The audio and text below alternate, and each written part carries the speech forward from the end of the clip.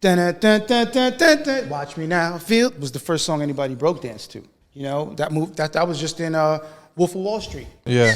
Yo, Leroy, your mama, she calling you, man. You know, I was in his building in Lenox Terrace screaming for Leroy. Like, that was really what happened.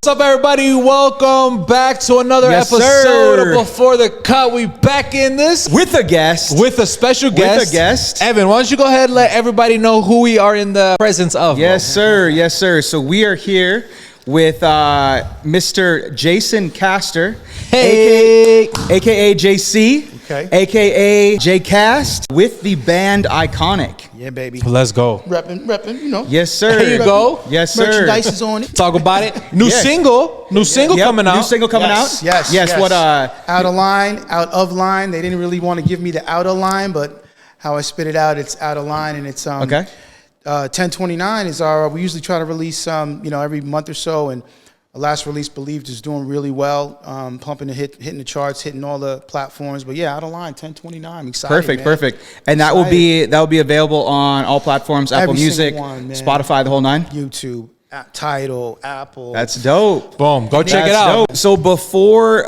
we kind of get into a little bit about you, your story. Just want to introduce how you and I met. Kind of a funny interaction, and then kind of grew a relationship through social media, which is cool. So totally, for man. sure. Yeah, kind of like following each other, and we just we got multiple kind of like it's kind of same network we used to run with in New York, which is awesome, and just the vibe was always perfect, and following each other, and that's cool on social media. You can kind of get to know somebody even a little bit deeper, through that, which is awesome, dude. Yeah. For me, what was cool, man, is met you through a mutual friend. And shout out to Brett David. Yeah, Brett David, what's up, baby? Daddy do it all. Daddy do it. I gave his name, by the way. You know what I'm saying? Anybody know his name? Hey, there you go. Brett David, Daddy do it. Really? Yeah, I did. Wow. Okay. I want 10%, Brett. All right. You said cut the check. Yeah, for sure. So, to me, man, what was so interesting. Met you. We hit Tao Beach Club. Little day party. Had some fun, right? Yeah, man. And we just small chatted throughout the day, whatever. Yeah. And I grabbed your socials. Yeah. I'm not gonna lie, I was a little too intoxicated that night to check out anything. Really? Yeah. But through the next couple of weeks, obviously started seeing your post, following you. Dude, you're an interesting guy, man. Thanks, man. Yeah. So. I'm gonna let you talk on this stuff, but little thing I see from the outside, you're in the fitness game. Yes. You got music going on. Always. You're bartending. Yep. You're a father. Yes, sir. First. Bro, the little you shared about your story, you're a super interesting dude, man. So thanks, man. Thanks. just wanted to really get you on here.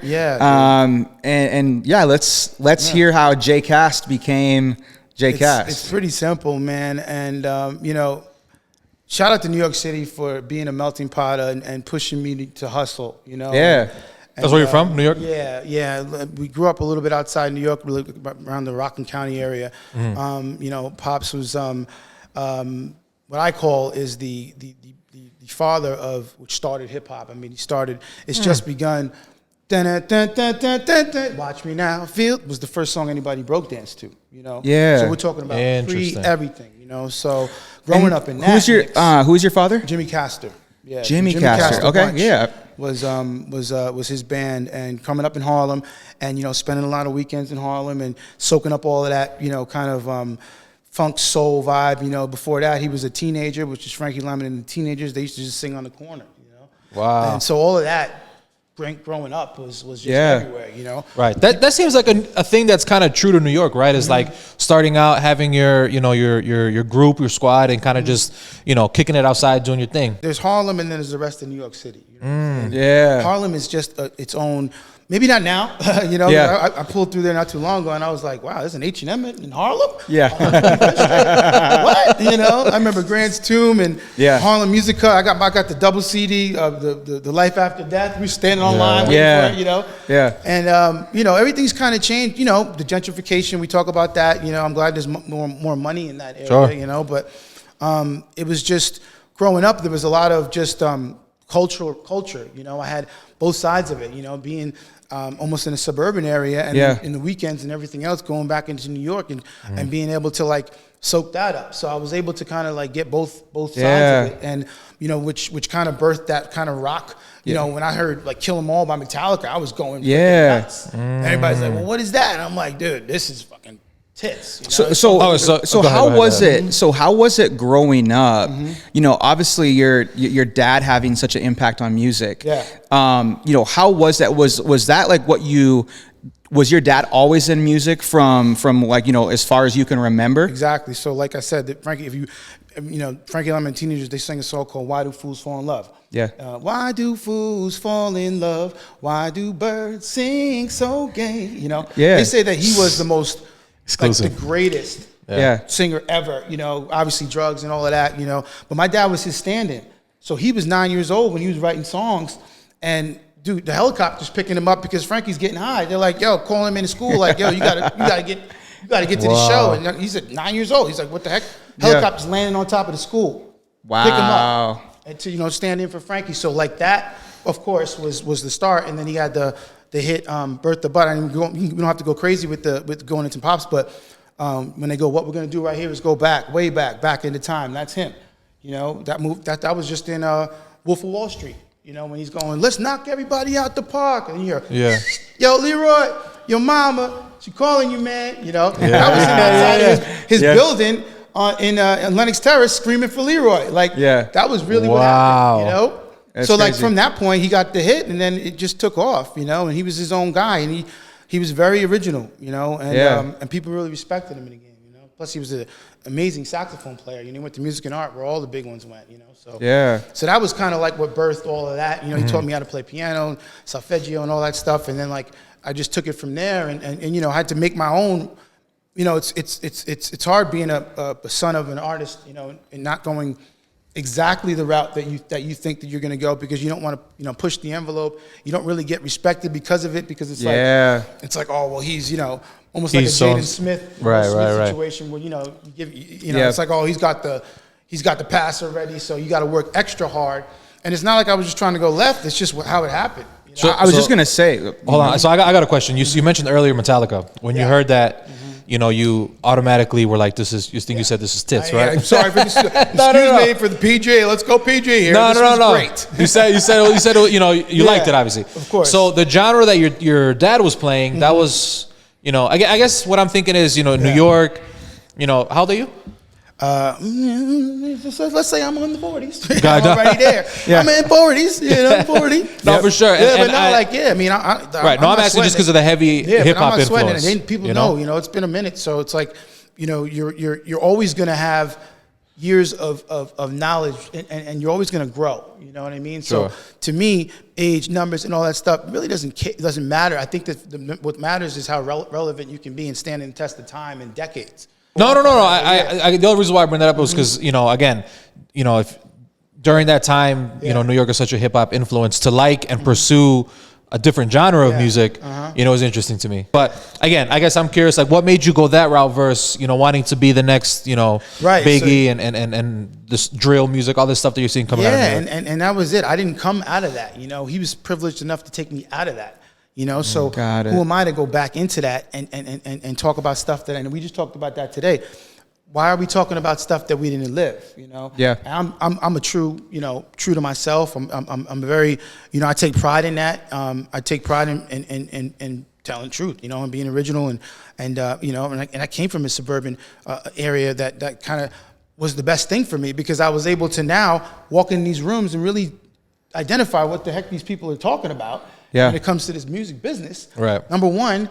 Number two, it opened me up to some amazing, talented music like Metallica, or you know, in the '90s area, the grunge, you know, Soundgarden, Nirvana, like that was a whole wave. That's what I tell you about the '90s, and I'm so glad, you know, that I was able to grow up during that time, man. I feel like there was no better time to grow up.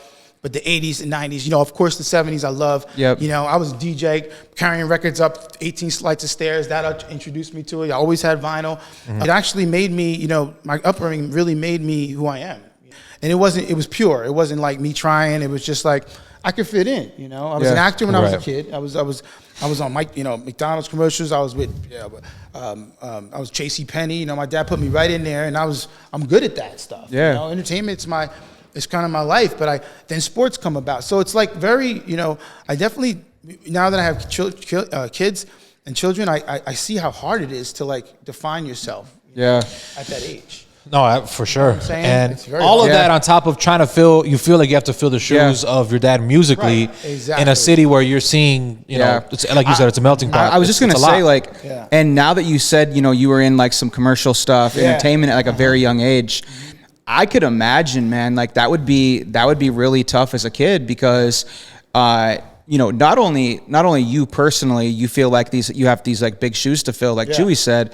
But I feel a lot of people probably looked at you as like, damn, like this kid's got it made. Meanwhile, I mean, personally, I'm like, as a kid, I'm like, the limo's picking me up. Oh, we got to go to a shoot, and I'm in second grade. And I'm like, my dad's that like, is wild. We got to go, and this is the time for this, and I'm like, but then I started to like not like it. And one thing about my pops, he's like, yo, if you don't want to do this, you have to. Yeah, that's bro. good. That's hats off to him on that, bro. Because because you're just trying to be a kid at the end of the day too. Like, people are playing basketball, and that's what thank God for the sports, because that to me, it was just as important. Like, hold on, I'm sorry. Even before that, you mentioned that you were you're DJing, grabbing stuff up. So I guess when was the first start of you music and being interested? Was it the DJ stuff? DJing. And performing was always involved. You got the talent shows. Well, performing and acting and all that stuff was always part of it, and the music was a main part of it. But what really got me, I think, was when I started going to live music shows. Okay. I see. From changes the whole perspective, right? To like, and my New Yorkers know there's a circuit of just live shows that you can see local talent that changed my life. And then I was introduced to. My mutual friend, my bass player now, John Rico, his brother. I was hanging with I was a mutual friend of his. He's like, yo, my brother's band needs a singer. Why don't you check it out? And I'm like, are they, so what's the deal? Yeah, what's the deal? Yeah. He's like, they rock and shit. Okay, and this is the first time I was like, ever even asked to be involved in a rock because of my image. So I'm sorry not to cut you. So at that time, how did they saw a show, they came up to you, like everybody knew me as a performer. I mean, I don't care if I was out. I am, like us, like life at the party. I'm singing. I'm freestyling. I'm in a, if you freestyling over there, I'm coming in. I don't care how hood you are. Even if I mess up, it's like it is what it is. I was always not trying to, but that's just me. It was in me to kind of express that, So. They knew what was going on. And they were like, I got a guy, man, And they were a little reluctant, like, oh, really? All right, black dude, cool. All right, let's check it out. Was there like a race thing going like with that? Not at all. It was. No? It's just.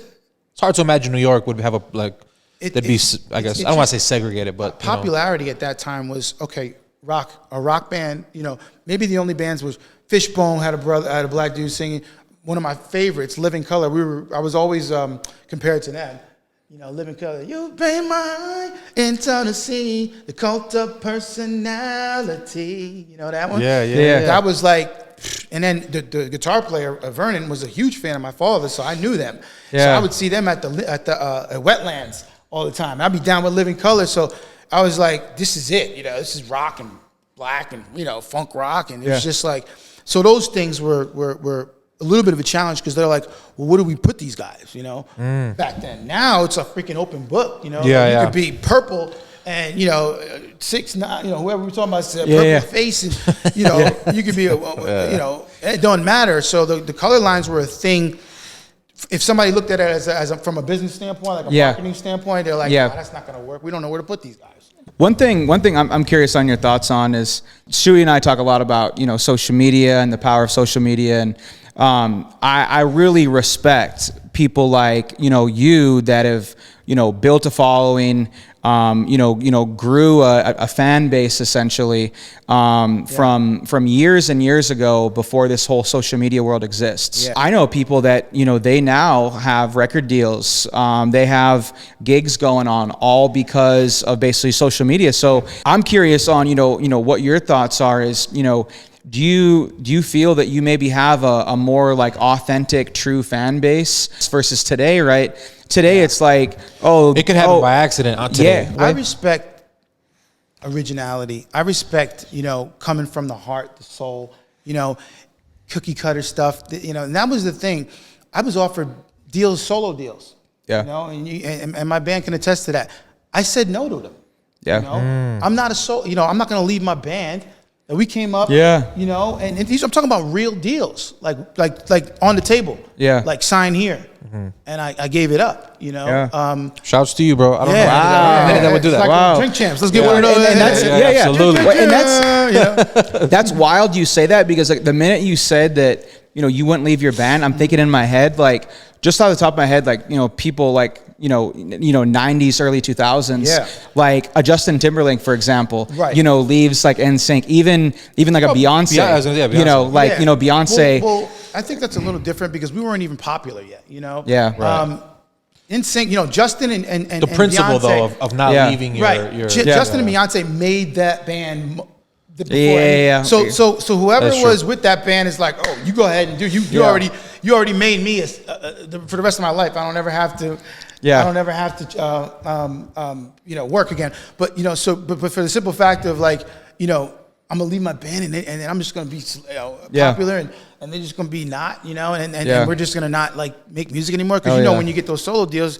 There's producers, there's everything else, and they're gonna make you into, And so I just stuck to my guns, and I'm still here, Yeah. I'm still here making music, and I'm still not, I haven't reached the pinnacle, but I'm not gonna stop. Yeah. I'm not gonna stop because I have something to say, and like you were saying about that, about how it was and how hard it was to grow that following base.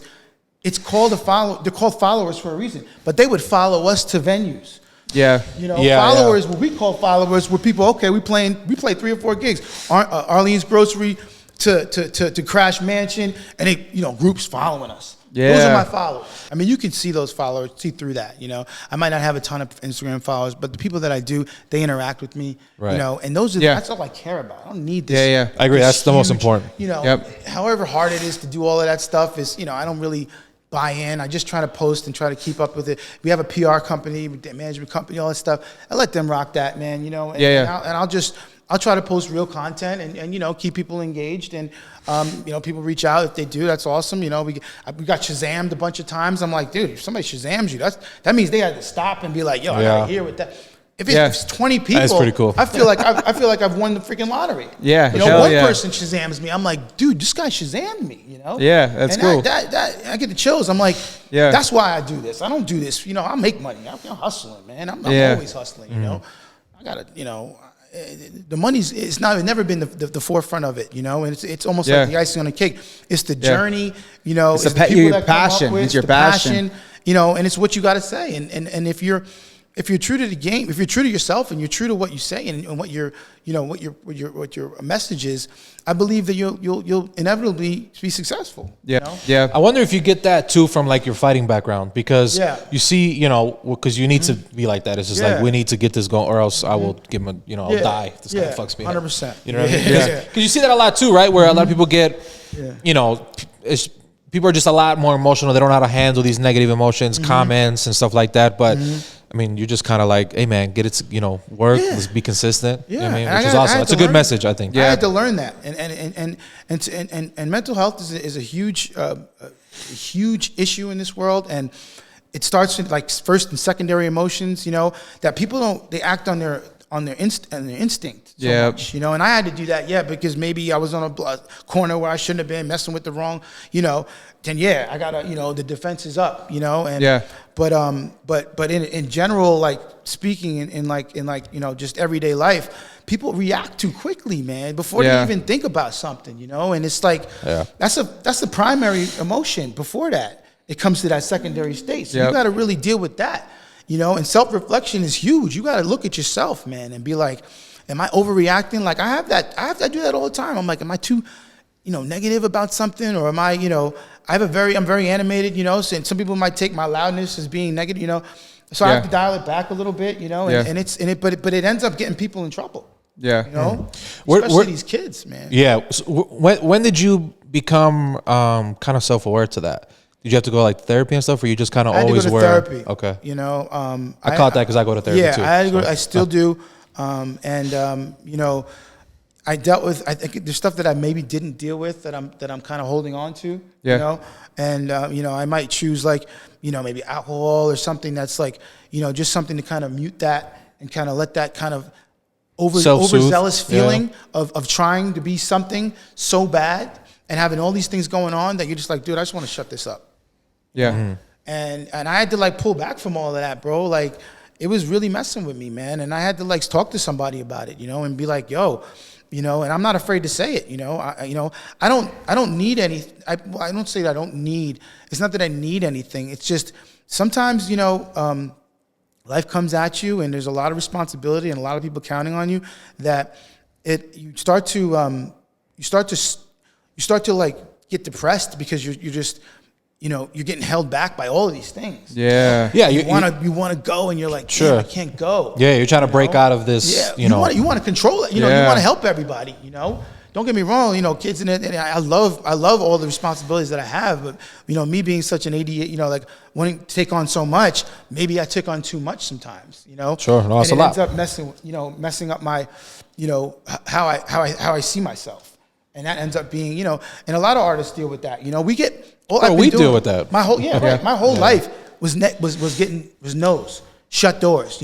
Come from acting as a kid. No, you're not cute enough. No, you're not. How's that freaking feel to a kid?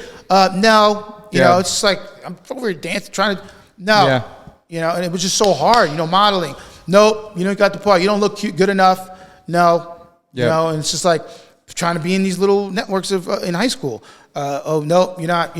Now I'm pushing to be the best athlete. Now I'm pushing to be the most pro-black in that industry. So it was like always trying to validate, and these kids now, think about it. Oh my God, bro. Then, with all of this from followers you gotta have, from gear gotta be up. I mean, if your gear ain't up, walking into a little grammar school, they're gonna roast you, dude. Yeah. And how does that make you feel? It's crazy, man. And then they're gonna put it on freaking Twitter and be like, "Oh, this kid freaking came in with Twitter or take a picture, gets posted, and it's going to everybody, becomes a meme." I was like, yeah. So I feel like, man, like it was tough then. Yeah. It's tough now, very, very tough. So I need to be.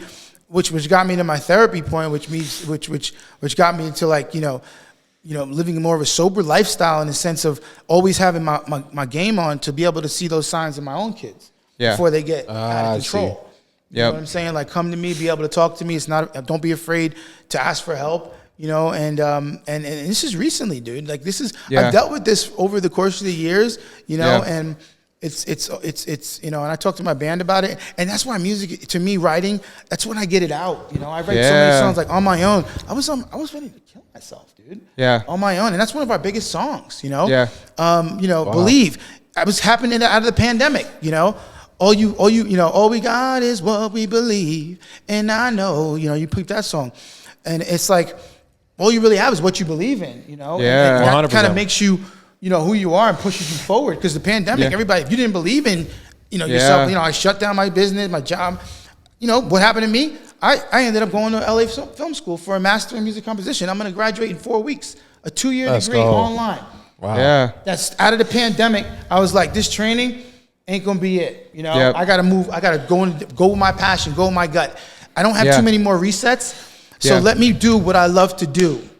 For the rest of my life. I don't care if it's I got to go to school to find out the most basic tech, the theory I knew a little bit, but man, now I'm deep into knowing all the programs from Ableton to Pro Tools to Logic, and I'm making ill music now, and I wouldn't have been, I was just on the surface, played a couple instruments, blah, blah, blah, but I was using GarageBand and I was using Fruity Loops, but now I'm deep in it and I got the knowledge, and now I can move forward and I can do music for media, sync licensing. If you need something to backdrop your podcast, I got you. original music that you don't have to pay for, you know? Yeah. And so my friends like you guys, and I can get jobs, and I've already gotten a couple of jobs scoring an animated a trailer recently. And that's what I'm so happy that I had that in me, you know, to keep, but with failure comes promise, you know? You don't really fail. You just, you know, they talk about fail forward. You just reinvent, you know, that corner didn't work out. Boom. Now I'm here. And that's what God and being faithful, you know, you have to have a higher power to pull on, you know? Oh, absolutely. No matter what religion. So with the band, right, that you're currently with, what's that process like, the music making process? Is it, you know, cause, well, you play instruments? I do. Okay. I started piano, keyboard and piano, and taught myself guitar. Gotcha. So, you know, drums, you know, everything that I needed to kind of, you know, because I hated waiting on people, you know. I was like, I got to call this guy. Bro, I would do everything in-house for that reason, because it's just. I'm like, I need a riff. You know, I got a guy in Amsterdam that's quicker than you. Yeah. You right here. Yeah. You know, it's like. So reason why I ask is, you know, I played guitar in church, right? And whenever they want to do something like that, back in the day, they'd be like, they just tell the guy playing the big bass. Yeah. You know, he'd be like, just he's like, just go through something, and then the guitar person listens to that, and then like, all right, I got this, and then you know the violas go on that. So is that kind of like, what's your guys' process? Yeah, I mean, our process is me and Russ getting together. You know, he'll come up with a riff or a chord progression that I really dig, and you know, melodically, I'll right away have something. I'm very good at writing on the spot. You know. Melodies. I'm very good at that. And, you know, sometimes I'll just hum it out, and then, you know, the lyrics will come later, or maybe the lyrics come right away. You know, like with I Want It All. That's interesting. That's pretty cool. I Want It All. He played. I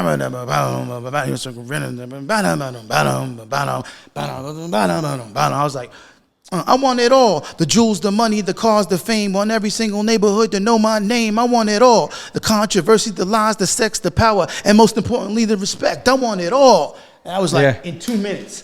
Yeah. He was like, damn. Yes, sir. Like, yo, get in the booth. Let's go. And then John was over there like, did you just say that shit? I was like, I didn't. Yeah, it was just like, but that's how it comes sometimes, you know? Yeah.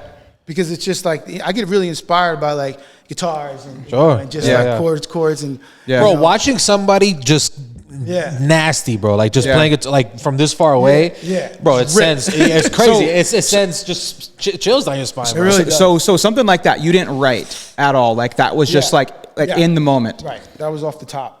Dude, that's so interesting to me because like I've a ton of different, you know, artists that I follow, and that's actually something that I've started to see more is people actually getting away from the stereotypical like truly like writing songs, and it's more like, you know, in the moment, in the vibes, in the you know, and I see a lot of people now, and technology has enabled this, you know, a lot of people, you know, doing studios in all sorts of places.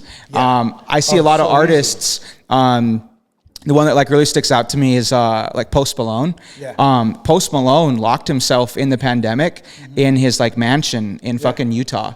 And he did his whole last album was like done during the pandemic, and he was just like, it's like the, you know, putting himself in this like, you know, this, you know, he was up in the mountains, bro, tucked, you know, tucked up in the middle of nowhere. I love that, dude. But I love that. I love seeing like artists just like truly, you know, doing shit on the spot from the heart, freestyling, you know, like off the top of their head, bro.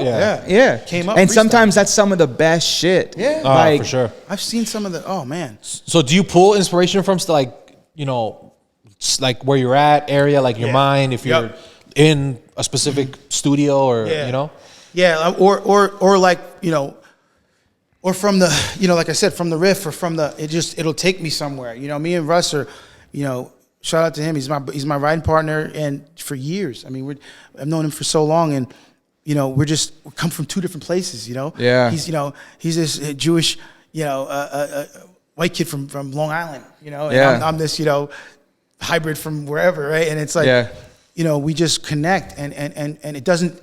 He's not really trying to be something for me. He's just being him, and that's what makes us work, you know, because it's like you guys probably balance each other out. It's the yin and the yang. It's the yin and the yang. It's like, but you know, as friends, as brothers, you know, we're very, you know, we're very close, and You know, like how Lennon and McCartney were. You know, they were different, you know, individuals. You know, sometimes Lennon would come up with something, or McCartney would say, you know, a bass line or something, and it would just come from, you know, then it ended up being, you know, one of the best things ever. Bro, seeing that in person is the craziest shit. Man. Where it's like you see, you know, somebody do something, and then it's just like, hold on, do that again. Bro, it's so. I've seen that a few times. Some of those documentaries, like, wow. I love watching those documentaries. Metallica has a great one out. You know, if you look at the ZZ Top one, that's pretty badass. It's like all these guys were like, it's not. And you know, one thing I'm so glad I thought about this is, I was coming off we were at Radio City Music Hall, and I was at a show, and iconic venue. Yeah, by the way, an iconic venue, hence the name iconic. But no, and so the after party was at Tao downstairs on 50, whatever, the 56, the only one that they had at the time, and it was super celebrity out, and I saw Dave Grohl there, and me and my boy Jeremy were there. He's an awesome, sick guitar player. So, you know, we were just always, you know, following the music. And I'm like, I got to rap the Grohl, you know, because I was such a Nirvana head. I mean, Nirvana, that Nevermind album changed my life. Yeah. Utero changed my life. So I just went up to him and I was like, yo, man, you know, I'm a huge Nirvana fan. I don't know too much about the Foo Fighters, but, you know, as I said that to him, I felt bad. He's like, that's all right. You know, that's cool. And I'm like, dude, I'm trying, you know, I'm like trying to, you know, break this mold and trying to get out there. And it's like so hard for me. You know, this is probably year 10, and, you know, we just kind of came off of a nice little run. Like I got a couple offers in there, but it's still kind of just like surface base. He's like, I'm like, so how do you do it, man? He's like, it's easy, man. I just do it. All right. So one thing I'm curious on, your band today, Iconic. Mm-hmm. Do you still have, I guess first question, is the core group still there? This motherfucker stole my question, bro. If the core group is not there, talk to us a little bit about that. Yeah. People coming, people going, not the right fit. Right. Keeping the group together, egos, I'm just like, all that. I'm real curious because, you know, longevity, I feel in the entertainment industry, you know, pat yourself on the back first of all, because a lot of people don't make it. No, it's, you know, unforgiving is not even the word that industry, you know. Yeah. I'm the hardest. You know, I wouldn't change anything about me wanting to be in this industry, but it's a lifelong, you know, like hustle, grind, you know, watching this, watching that, watching your money, watching your royalties. You know, I manage my father's estate, so I'm on top of that and mine now. You know what I mean? But yeah, as far as the group, the core three, me, John Rico, and Russell Ort, Rusty, aka Rusty, Duncan Whitney, who was our guy out in our drummer out in Tennessee. You know, it was hard. You know, he's come from Tennessee, sleeping on couches. Like we were a band. We were sleeping. You know, like it was hard, man. You know? And you know, he just like you know, especially during that lapse, he was just like, man, I'm just gonna go back to Tennessee, be a contractor. You know, to get to that point. And then all of a sudden it dropped. We had a horrible management team, and we were just about to. We had released our album, the one that's out there now, that's on Spotify, which has hundreds of thousands of plays, and we have 50,000 monthly listeners. Like, we're just amazed by all that, because how hard it was to get that even out there, and nobody would want to put it out. I'm like, all you had to do is put it out. Let something happen. Right, you know? Yeah. But they swore by, you know, we were gonna do this. They took our masters. They raped us, man. And we were doing all these shows in LA and everything, and we had a huge following, and then it just came to a halt. So that was a little upsetting. But Duncan's always got a spot with us. You know, obviously when it comes to performance, we got our boy Diego from Jacksonville, Florida, who's laying down these drum tracks for us, and we're getting together, and sometimes we'll, you know, Zoom it. And when it comes to like the arrangement part, shout out to Sean Dorian, which is my producer engineer, who really knows sound. Puts it all together. Yeah. And then we have an amazing mastering masterer. So, you know, and I'm learning like through the LAFS. I'm learning all that now too. So you know, so I can, the next batch of songs, which we got another 10 songs that we have skeletons of, and we call them scratches. That I can even get it to the point where I maybe just need a couple of tweaks. You know, so that's what I really wanted to do. And, you know, obviously I'm gonna still involve people, but nowadays, man, I mean, I was pulling, like, even with my older productions, I was pulling guitars from over here, I was pulling drums from over here. And if I need a drum sound, like, I'm not gonna use a tinny production sound. I need a snare. I need to hear that snap from a guy, from an actual drummer. Yeah. Mic'd up, I know how to angle the mics now. So it's a lot better than it was when it comes to like how you produce music now. Yeah. So you got new single dropping on Friday. Friday the 29th. Yep. Is that Friday? I think that might be Saturday, is it? Or is it 30, 31? Yeah, so that's Saturday because Halloween's on the 31st. So yeah, the 29th, October 29th. Yep. 29th. Got it. Yeah. So 29th, that'd be Thursday then, right? Check. Or no? I never know what day. Yeah, my days are all 29th is Saturday. It's Saturday. Saturday. Right? That's what I figured. Okay. It's like I do trick or treating with the kids on Monday. I know that. So yeah, hell yeah. So new song coming out. Yeah. You talked about that a little bit. Where do you see Iconic a year or two from now? It's a good question, man. And it's all up to the man upstairs. I give all my grace to God, and I just want to follow in that lane and not think too, one day at a time. Keep working. I really believe, and I did a timeline, for LAF for school of where I, like you said, where you're going to be in a year as a career, and of course continue to be a serial producer. I call myself because I'm always producing. Yep. Building my portfolio, making music with my band. As a collective, we have tons of music that we're in the midst of recording and putting it out there in the universe, and putting it out there and maybe that changes somebody's direction of their life. That's all I care about. I've gotten some awesome emails like, yo, this song really pulled me out of a dark place. And to me, I was just like, that's got to be like the best feeling as an artist. It literally, outside of watching my kid born, that is the best feeling in my life. Yep. But I really believe that we have a shot to, listen, man, I kept myself right. I might be, up there in age when it comes to a band breaking out, or we've already done our thing, but I'm rocking with the best of them. If I'm not opening for, Rage or somebody, in a tour or doing a festival that's like packed by like when we were young type of thing, or having a collective, or finding where our hugest following is, and just performing and doing amazing performance and shows, sync licensing my songs to like movies. I want it all. Why isn't that not in the Raiders Stadium right now? I want it all. We another song, Ready for War. Why isn't that in the military? I got my mind right, guns right, ready for war, killing suckers in my path that think they're hardcore. If you really think you're ready for war, then just get, it's a boom, boom, boom, old school freaking Rage. Why is that not like on a commercial? You know what I'm saying? So there's so many outlets now, and I really believe that this is a perfect time for us to continue to do what we're doing and just, reach out to music supervisors and, meet people like you guys where you have a huge following, and next thing you know, somebody likes us. You know what I'm saying? This web of, I just want to meet people and just have a great network of people that if whatever I can give to them and we can give to each other, like in this kind of similar situation where we're just putting out dope content, dude. You know? Absolutely. I think during like this time that we're in, which we talked about last episode, go check it out. I think right now is the best time to be an independent, independent as your band and stuff. Yeah. But I think it is the best time to put out content, put out music. You said you're putting out a song a month. That's a lot for artists. Yeah, it is. You know what I mean? It is. Which is good because I think you keep staying in their faces. With the promo, with the PR team. Shout out to my PR team. I love and doing blogs and that lead up, and pushing it on Instagram and TikTok and everything like that, which we're doing, individually.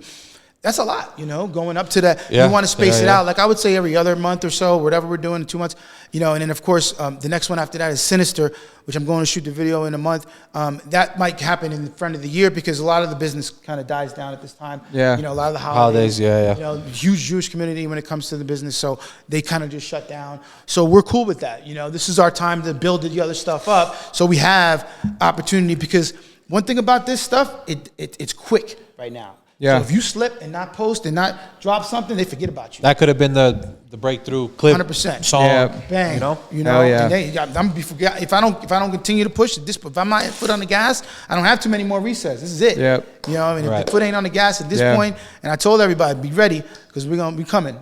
Hell yeah. Yeah, we coming, man. Bro, absolutely. Yo, hell yeah. Dude, good. And that's honestly a great, Yo, that was a great note to end it. Yeah, absolutely. Bro, shout out where they can watch all the videos, the music, YouTube, Spotify. Yeah, man. Iconic Music, Iconic, IKONIK MUZIK. That's all our handles from YouTube to Instagram to TikTok. And the website has all the links to it, iconicmusic.com. Perfect. Yeah. And we'll toss all those In the description. It'll all be down there. Make sure you guys go check it out. Those linkers. We appreciate you guys so much. We'll see you on the next one. Peace. Peace. Bro, appreciate it. Nice, man. That was dope. That was awesome. Hell yeah. That was amazing. That was sick. That was good, bro. That was badass.